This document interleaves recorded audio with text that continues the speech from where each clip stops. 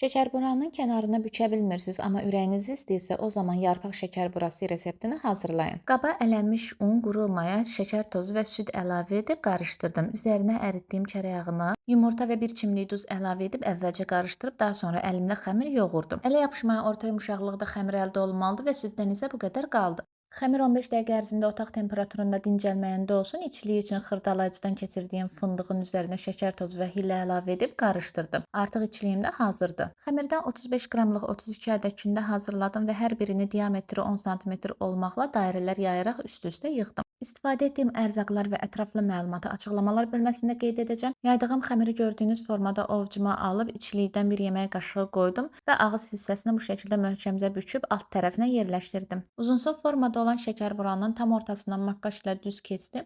Daha sonra yarpaq kimi şəpinə olaraq bəzəklər vurdum. Qeyd edim ki, bəzəklərin o qədər də incə olmasına ehtiyac yoxdur. Yenə də sizin zövqünüzdən asılı olaraq vurduğunuz bəzəklər də dəyişə bilər. Yağlı kağız sərdiyim soba lesinə yığıb əvvəlcədən qızdırdığım 150 dərəcəli sobada alt-üst rejimdə üzəri ağarıb altı xəfif qızaranda artıq sobadan götürürəm. Çox yeməlidir. Görüntüsü isə şəhanədir. Mütləq hazırlayın. Videonu bəyənib, paylaşıb, rəy yazıb səhifəni takib etməyi unutmayın.